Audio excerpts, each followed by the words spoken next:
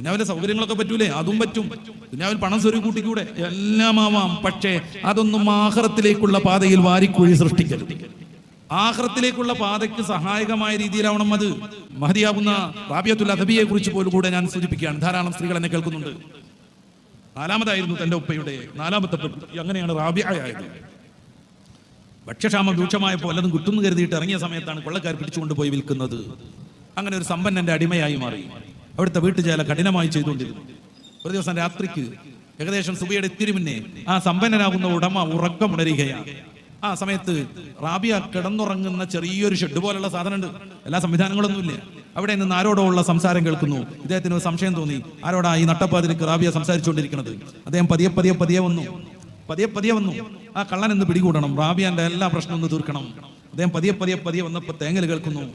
റാബിയ തന്നെ ആത്മകഥമായി സ്വന്തം സംസാരിച്ചുകൊണ്ടിരിക്കുകയാണ്. അദ്ദേഹം ശ്രദ്ധിച്ചു, റാബിയ അറിയാതെ ശ്രദ്ധിച്ചു. ആ സമയത്ത് മഹദി എന്താ പറയുന്നത്? 14 വയസ്സുകാരിയാകുന്ന റാബിയ റളിയല്ലാഹു അൻഹു എന്ത് പറയുന്നു? പടച്ച റബ്ബിനോട് കരളുരുകിക്കൊണ്ട് കണ്ണു നിറച്ച് പറയാണ്, പടച്ചോനെ ഇനിയും തഹജ്ജുദ് നിസ്കരിക്കണമെന്ന് മോഹണ്ട്.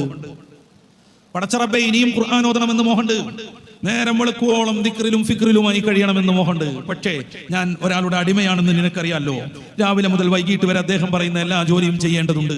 അതിന് എന്റെ ശരീരം പാകപ്പെട്ട് കിട്ടാൻ ഇത്തിരിയെങ്കിലും എനിക്ക് ഉറങ്ങണം. അതുകൊണ്ട് റബ്ബേ മോഹം തീർന്നിട്ടില്ല, നിസ്കരിച്ച് താല്പര്യം വിട്ടിട്ടില്ല, ഞാൻ ഉറങ്ങാൻ പോവാ. ക്ഷമാപണം നടത്തുകയാണ് റാബിയ റളിയല്ലാഹു അൻഹ.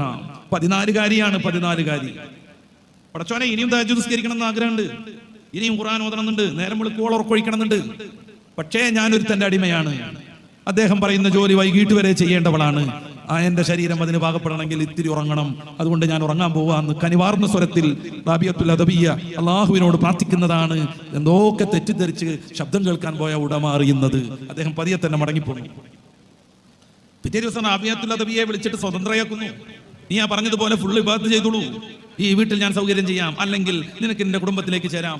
റാബിയ റളിയല്ലാഹു അൻഹ കുടുംബത്തിലേക്ക് പോകുന്നു. പിന്നീട് ആത്മീയ നബസ്സിലെ തിളങ്ങുന്ന താരകമായി ഇന്നും മാതൃക സൃഷ്ടിച്ചുകൊണ്ടിരിക്കുന്നു. നമ്മൾ ആലോചിച്ചോളെ, ഒരു ദിവസം അവരൊരു കയ്യിൽ ബക്കറ്റ് നിറച്ച് വെള്ളവും ഒരു കയ്യിൽ കത്തിച്ചു പിടിച്ച ചൂട്ടുമായിട്ട് പുറത്തിറങ്ങുന്നുണ്ട്. ശിഷ്യർ ചോദിക്കുന്നു, എന്താ പരിപാടി? മഹദി പറയുന്നത്, കുറെ ആളുകൾ ഇബാദത്ത് ചെയ്യുന്നത് സ്വർഗം കിട്ടണം എന്ന് കരുതിയിട്ടാണ്. ഞാൻ സ്വർഗത്തിന് തീ കൊടുക്കാൻ പോവാ. കുറെ ആളുകൾ ഇബാദത്ത് ചെയ്യുന്ന നരകത്ത് പോകുമല്ലോ എന്നുള്ള വിഷമം കൊണ്ടാ, തെറ്റിൽ നിന്ന് മാറി നിൽക്കുന്ന നരകത്ത് പോകുമല്ലോ എന്നുള്ള വിഷമം കൊണ്ടാ ഞാൻ ഈ വെള്ളം ഒഴിച്ചിട്ട് നരകം കെടുത്താൻ പോവാൻ. അവരുടെ ചൂട്ടുകൊണ്ട് സ്വർഗത്തെ കത്തിക്കാൻ കഴിയില്ല, സത്യം. അവരുടെ ബക്കറ്റ് വെള്ളം കൊണ്ട് നരകത്തെ കെടുത്താനും സാധ്യമല്ല.